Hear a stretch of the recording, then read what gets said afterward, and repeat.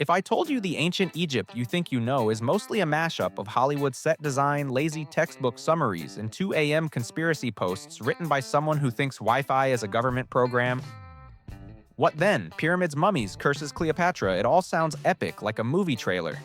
But a lot of it is basically historical fanfic, repeated so many times it eventually got promoted to truth. Today we're ripping the fog right off with the 30 dumbest lies about ancient Egypt people still believe with their whole chest. Brace yourself, you're about to unlearn a lot. Let's go. 1. You've definitely heard about the Hollywood version. The pyramids were built on slave tears, non-stop whips, and a pharaoh hovering above the job site like the universe's worst night shift manager. It's got everything a good story needs: cruelty drama and the convenient moral of wow. Ancient people were evil, but archaeology at Giza delivers a plot twist that's terrible for cinema and great for reality.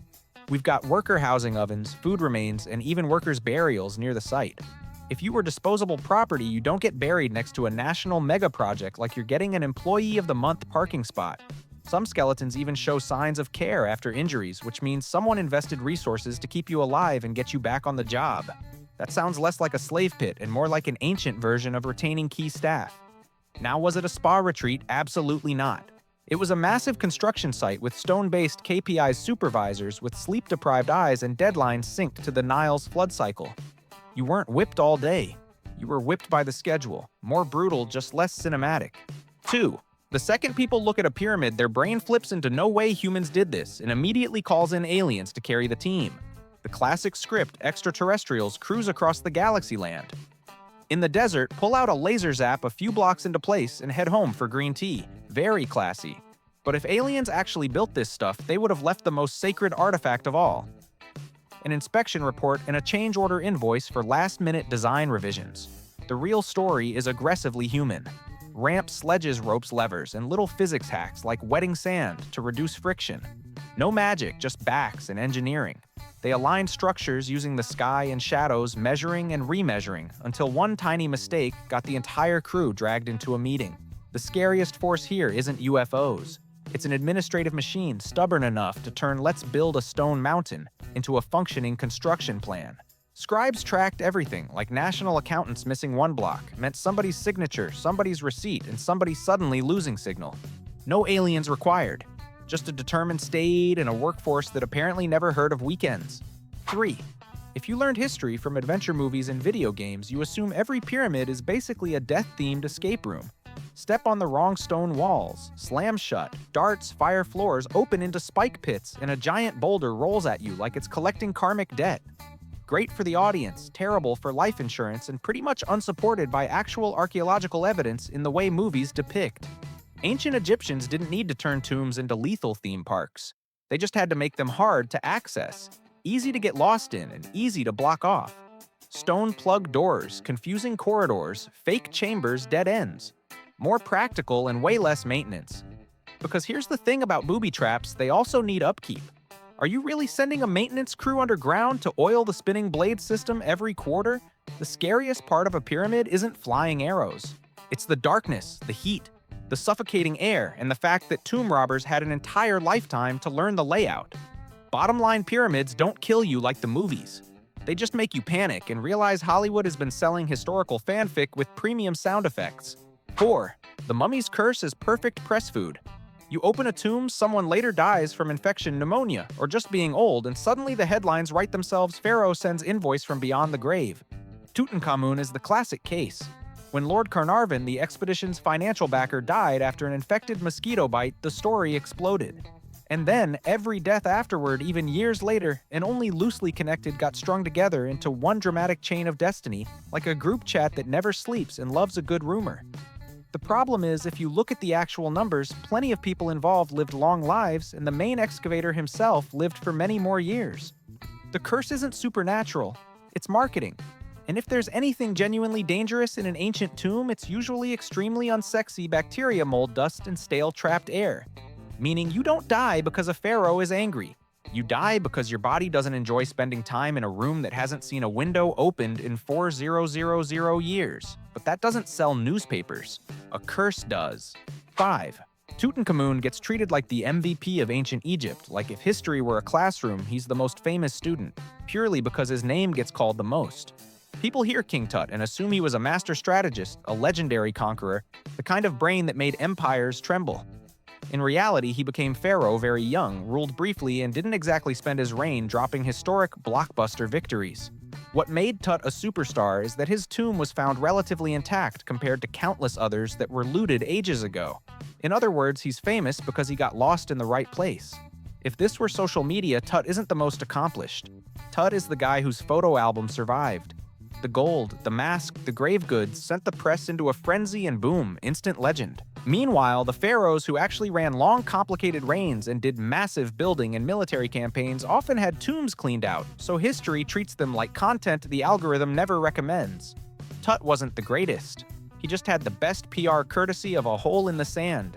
6. Hollywood handed us a Cleopatra straight off a movie poster. Pure-blood Egyptian queen so gorgeous that 2 Roman power players saw her once forgot military strategy and started making decisions with pure hormones. Add eyeliner sharp enough to file taxes and boom, instant legend. The problem is Cleopatra wasn't Egyptian in the bloodline sense people assume. She came from the Ptolemaic dynasty, Macedonian Greek rulers who'd been running Egypt for generations. In plain English, she was pharaoh by job title, not by mythical DNA. And the whole "she won because she was pretty" thing is just lazy storytelling. If Cleopatra were only a pretty face, she wouldn't have held power in a tank full of political sharks. Her real weapons were her brain, her languages, her diplomacy, and that terrifying ability to read a room like she just found everyone's hidden group chat. She built alliances, negotiated like a pro, worked symbols like propaganda, and used charisma as a soft weapon with a hard impact. Bottom line, Cleopatra didn't win because she was beautiful. She won because she was smart enough to make people think it was magic. And that's the scary part. 7. If history had an express blame service, Napoleon would have the premium membership. The Sphinx's nose is missing, so the story goes the French showed up, got bored, fired a shot for fun, and boom, no nose. It feels logical in that lazy way where anything broken must be the fault of the most famous guy nearby, like your Wi-Fi acting up and you immediately accuse your neighbor of hacking. But drawings and descriptions from before Napoleon's time show the nose was already gone. In other words, by the time Napoleon arrived, the Sphinx was already in the "someone wrecked this earlier, please don't leave a 1-star review" condition. There are theories about earlier damage, including religious zealots smashing the statue because they hated idols. Sometimes history doesn't have one villain. It has a whole parade of random people with terrible self-control. Napoleon just became the most convenient name to slap on the story. And honestly, if he had shot it, he probably would have aimed better. Blaming Napoleon gives us a neat ending. The real truth is messy, like a construction site with no supervisor. 8. There's a certain kind of person who looks at the Dendera relief and immediately yells lightbulb. They point at this long, glassy-looking shape with something snake-like inside and declare ancient Egypt invented electricity, and the pharaoh definitely had an electric bill. This is the kind of logic where if you applied it to real life, you'd look at a kettle and swear it's a jet engine. In reality, the so-called Dendera light is usually explained in a religious symbolic context. The elongated form relates to lotus imagery and creation, and the snake represents divine power and rebirth. It's ritual iconography, not an IKEA manual for installing LEDs. And if Egypt really ran on electricity, they'd have left behind the stuff you can't hide: wires, burn marks, generators, and a crew of ancient electricians complaining about night shifts. Instead, we've got oil lamps, torches, reflective tricks, and good old human labor. The Dendera light doesn't prove Egypt had electricity. It proves humans are unbelievably good at seeing one weird picture and turning it into sci-fi so they can feel smarter. 9. Walk into a museum, see those clean white Egyptian statues, and it's easy to assume ancient Egypt was obsessed with minimalism. White tones, no color, Scandinavian apartment vibes, the whole thing. The truth is, those statues are basically profile pics that got washed out by time, not the original aesthetic.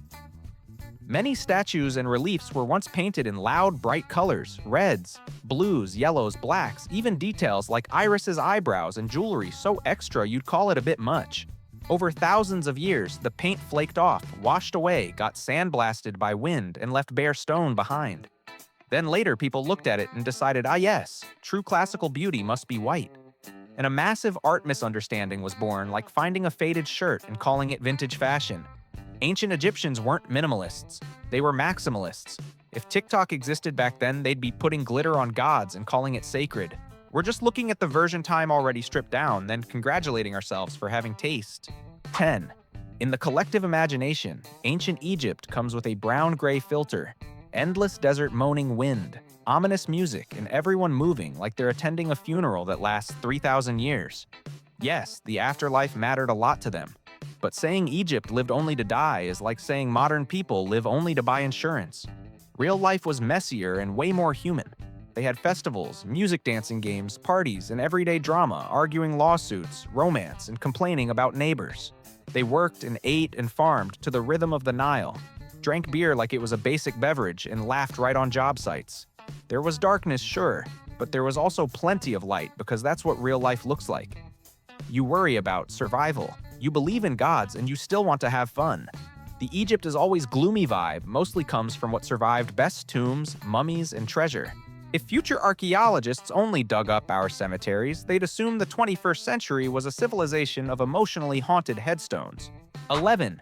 Google ancient Egypt, and you'll get one color palette, sand yellow, sun-baked sky, everyone looking like they just stepped out of an oven. So people immediately decide Egypt was nothing but desert, like plants needed a permit to exist. But ancient Egypt wasn't a survival game set entirely in sand. It was a civilization clinging to the Nile the way your phone clings to a charger. The strip along the river was genuinely green, dark, fertile silt. Wheat fields, date groves, vegetables, livestock boats, markets, the whole people actually live here package. The desert did surround them, sure, and it was both enemy and natural fence like a terrible neighbor who also somehow keeps your house safe. Egyptians tracked time by flood season, planting season, harvest season, not by getting sand slapped into your face season. If you only stare at pyramids, you'll assume they lived in a giant sandcastle. But most people lived in villages, farmed, paid taxes, prayed that the water rose on time, and tried to smile politely while avoiding the tax collector. Egypt didn't lack green. Hollywood just likes sepia more than agriculture. 12. Here's a scholarly lie that's really just lazy. Ancient Egypt stayed the same for 3,000 years, just building temples, mummifying people, writing hieroglyphs, and worshipping cats until the whole civilization ran out of battery. It's convenient because then you don't have to remember periods or dynasties. But Egypt wasn't one unchanging stone block.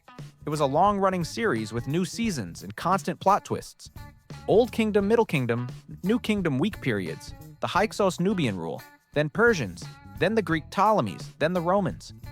Capitals changed, religion shifted, art evolved, and the military adapted depending on who was trying to ruin their day. Even burial practices changed, moving from pyramids to hidden, rock-cut tombs, because tomb robbers leveled up like hackers upgrading software. Calling Egypt unchanging is like calling a modern smartphone basically the same as a brick because both can make calls. Yes, they had long traditions. No, they didn't spend 3 millennia stuck in a loop. They changed, adapted, and occasionally confused themselves just like every other civilization. 13. There's this very main character fantasy that ancient Egypt was totally isolated, doors closed, alone in the desert, trading with nobody influencing nobody, basically on airplane mode for 3,000 years. Sounds cool. It's also not how civilizations work. Egypt was a crossroads of the ancient world. They traded along the Nile out into the Mediterranean, across Sinai, down into Nubia, and pretty much anywhere there was good stuff, someone went looking. Gold, ivory, timber, incense stone, wine oil, textiles, plus the real contraband ideas, tech customs. You don't build a giant state and then go, we don't interact with anyone, and like you're doing a digital detox. Even enemies are a form of cultural exchange, just louder and with more stabbing. Sometimes Egypt was strong and expanding. Sometimes it was weaker and getting influence back, but total isolation, no. If Egypt truly didn't trade, it wouldn't need customs officials, warehouse managers, scribes tracking shipments in busy ports. Saying Egypt was isolated is like saying that you don't use social media just because you don't post while your phone is overheating from doom scrolling in silence. 14. Hieroglyphs get treated like a spellbook. You see birds, eyes, snakes, and obviously it's a chant to make a mummy pop up and start dancing. Hollywood did an amazing job turning writing into magic, so people assume Egyptians were basically narrating abracadabra all day. The funnier truth is, hieroglyphs are mostly just writing, and a lot of it is extremely normal. There are sound signs, meaning signs and extra markers to keep people from misreading, which means yes, they also suffered from wait, how do you spell that moments? And more importantly, Egypt wasn't run by curses, it was run by paperwork. Scribes recorded taxes, grain stores, contracts, who owed how many sacks of wheat, who skipped labor duty, and even complaints like my neighbor stole my duck. Sure, they had religious texts and rituals, But saying all hieroglyphs are magic is like looking at your electric bill and calling it romantic poetry. If hieroglyphs were a superpower, the strongest spell Egypt ever cast was making an empire function on memo stamps and people with terrifyingly neat handwriting. 15. Some people imagine ancient Egypt ran like a family business the pharaoh could read, and everyone else just stared at bird symbols and nodded like they were admiring a logo. If that were true, the state would have collapsed in week 1 because nobody would know how to record taxes, track inventory, or write a draft notice. The reality is Egypt had an entire class of scribes, basically the original office workers with a genuinely frightening superpower. They wrote fast, remembered everything, and never forgot exactly how many sacks of grain you still owed. They documented land food workdays, contracts, lawsuits, and even lists of who was slacking off on public labor duty. The pharaoh might have been the divine symbol, but the scribes were the operating system. You don't run an empire on a crown and vibes. You run it on report seals and one guy in the corner muttering, "One missing sack of wheat and somebody's losing their job." If you want to see real power, look at who holds the pen, not who holds the scepter. The scepter looks cool. The pen keeps you awake at night. 16. You've probably heard the line ancient Egyptians never bathed. Everyone smelled terrible, and the entire society just drowned themselves in perfume like they were trying to deodorize a living mummy. It's the kind of stereotype that makes us feel civilized, like dunking on the past, so we don't have to clean our room today. But living next to the Nile and never washing would be like owning a swimming pool and only using it as decor. When they could, they bathed, washed hands and faces, used oils and fragrances, and in many places you even had public bath setups. Were their hygiene standards cherry blossom body wash level? No. Were they walking biohazards? Also no. The exaggeration survives because we love our ancient history movies tinted brown and dusty. In reality, Egyptians were pretty obsessed with smell because it was hot, crowded, and dusty. So they used scent-changed clothes, shaved hair, and sometimes rubbed on insect repellent, like an ancient version of bug spray. Honestly, if they truly never bathed, the first mummy would have been their neighbor. And nobody wants to be remembered as the guy who died because he refused to wash. 17. Egyptian eyeliner gets dismissed as a beauty trend, like, I'm going to Ra's party, so I need my winged liner sharp. But if you lived in blazing sun sandstorms and mosquitoes with political ambition, you'd realize makeup wasn't just for looks. It was survival with a little dignity left. That black kohl around the eyes helped cut glare, protected against dust and irritation, and carried a religious protection vibe too. Basically sunglasses plus a charm.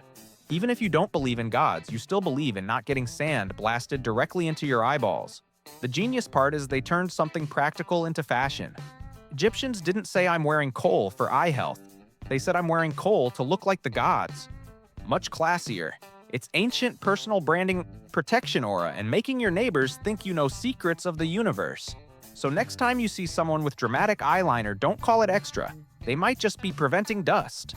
And also blocking negative energy from the group chat. 18. A lot of people assume everyone in ancient Egypt ate like a pharaoh grilled meat every meal, fancy wine, exotic fruit, 5-star buffet on the Nile. But society had classes, and so did stomachs. Pharaohs and elites could eat luxury diets, sure. Most regular people lived on very normal stuff. Bread grains, beans, vegetables, onions, and garlic fish when available, and beer as the default drink. Not glamorous, but enough fuel to haul stone plow fields, pay taxes, and still have energy left to complain. If you were a farmer, the royal delicacy you encountered most often was the tax collector's outfit. The idea that everyone ate richly usually comes from what archaeologists find elite tomb goods survive poor people's everyday meals don't come with shiny packaging for museum displays. So we look at the rich guy's pantry and assume the whole country lived like that. It's like scrolling celebrity Instagram and wondering why you're not eating steak every day. Ancient Egypt had social media too. It was just carved into tomb walls. 19. Beer in ancient Egypt gets treated like a vice, like everyone was wobbling around all day, hauling stones with hands shaking like they just hit the jackpot at a dive bar. But back then, beer wasn't just a drink to forget your problems. It was so practical, it's almost funny you drank it because it was safer and because it had calories. Clean water wasn't always reliable. Fermented drinks were more stable, easier to store, and provided energy for workers. Beer was a beverage, a snack, and emotional support for dealing with supervisors. Did people still get drunk? Absolutely. Humans in every era can turn something useful into a disaster. But imagining Egypt as one non-stop bender is wrong. That's like saying modern people drink coffee only to ruin their sleep. Egyptian beer was something you drank to live, and sometimes you accidentally had a little too much living. And if you think that's why the pyramids are so perfectly aligned, remember scribes were not letting the crew get so hammered, they started reading the measuring rod as a sacred snake. Beer was social fuel, not a slapstick comedy. 20. There's a stereotype that makes ancient Egypt feel like a dead office. Pray in the morning, labor at noon, stare at a wall at night, no music, no parties, no games, and the only emotion is fear of being buried with your overdue tax bill. But a society with zero fun would have gone extinct in the Stone Age out of sheer depression. Egyptians had music dancing festivals, parties, games, and very human regrettable moments like singing too loud after drinking beer. They had instruments performers and religious celebrations that doubled as social events, like we're here to worship but also to eat, drink, and run into people we haven't seen in forever. They played board games, competed, entertained themselves as a community, because if you don't blow off steam, how do you survive heat taxes, sand, and a scribe reading your name off the still hasn't paid list? Hollywood likes Egypt gloomy because it matches the color grading. Real life was louder. Egypt didn't lack joy. They just didn't have cameras to record the bad dancing. 21. There's a very ancient history, just trust me lie, that says regular Egyptians were basically NPCs, and women were definitely silent like stone statues born to cook and then politely wait for history to happen around them. Convenient, because then you don't have to explain a complicated society. But Egypt wasn't background scenery, and women weren't props. Depending on the period and class, women could own property, inherit, run businesses, sign documents, and even divorce, meaning they had the power to say no thanks, long before that became a trending life philosophy. Yes, common people still got chased by taxes and forced labor, but zero rights forever isn't accurate either. They could file complaints, bring cases, ask officials to intervene, and submit written grievances, basically ancient therapy, write a petition, and pray the universe is in a good mood. It was still unequal and hierarchical, sure, but not pure silence. If you want to see real power, look at whose name shows up on paperwork. In a record-keeping society, whoever can sign has a voice. And sometimes that voice is used for the most human reason imaginable, demanding your neighbor give back the donkey they borrowed and never returned. 22. You might imagine ancient Egypt as chaotic, like everyone just did whatever they wanted because contracts and lawsuits didn't exist yet. Wrong in an honestly hilarious way. Egypt was basically a paperwork machine wearing a temple costume. They had scribes' reports lists, transaction records, documents about land taxes, labor, and petty everyday disputes like inheritance drama, debt. Or this guy moved his field boundary onto my land. If you think office culture is modern, picture a scribe sitting in the sun, dipping a reed pen in ink, logging every sack of grain, and looking at you with the dead-eyed calm of someone who has seen every scam humans can invent. They had courts too, witnesses' arguments rulings. Not always fair, but a lot more structured than the ancient lawlessness stereotype. The scariest thing wasn't a curse. It was getting summoned because you're short on taxes and realizing the shortage was documented last month. Egypt didn't lack legal systems. They just lacked a lawyer confident enough to say, "Your Honor, my client lost connection with Ra, so he forgot to pay."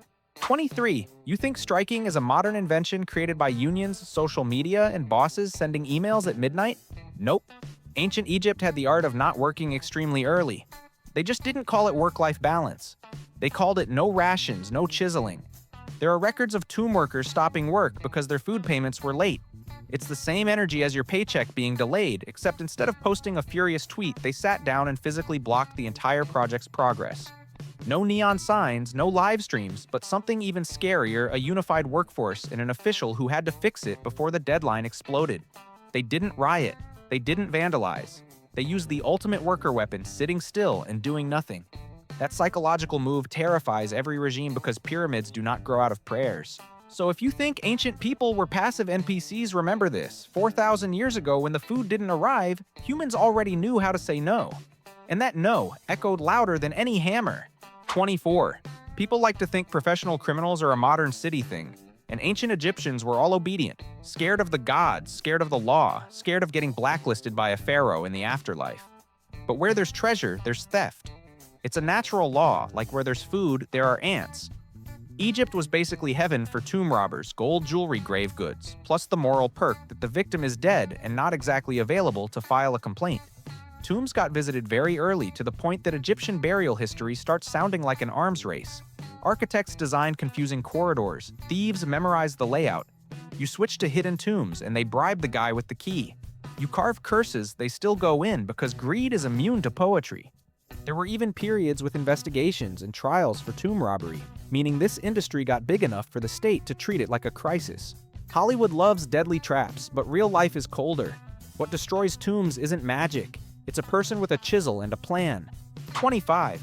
Movies love this lie. Egyptian doctors just stood at the bedside, closed their eyes, prayed dramatically, nodded in mystery, then charged you a goose in a promise that the gods will handle it. Sounds like spiritual healthcare with zero warranty. But the annoying truth is, they had practical medicine and paid attention to what worked. They cleaned and dressed wounds, set and splinted, bones stitched when needed, used herbs, oils, and honey as an ancient antiseptic. Did they also pray? Of course. If you live in a world without antibiotics, in ERs, prayer is basically emotional first aid. Their medicine was a weird combo. One hand holding bandages, the other holding a charm, like treating the injury while running a backup plan. And if you're tempted to laugh, remember we still have people today who drink detox juice for a week before finally going to a real doctor. No era is immune to hope. The difference is that Egyptians didn't only pray, they actually did the work too. 26. The idea that every mummy got its brain yanked out the exact same way is what happens when we see a couple of dramatic images and assume ancient Egypt had ISO 9001 certified embalming procedures. In your head, it's an assembly line hook in the nose, stir, the brain pour it out, wipe next. Horrifying and efficient, perfect for a fax you won't believe video. But mummification changed depending on the era and, more importantly, your budget. If you were rich, you got the premium package, careful organ work, fancy resins, layers of linen like you were being gift-wrapped for eternity. If you were poor, you got the economy version, sometimes closer to we did what we could with what we had. Different periods used different techniques for different goals, and the brain wasn't always removed as cleanly as the movie version makes it look. The most consistent thing wasn't the hook.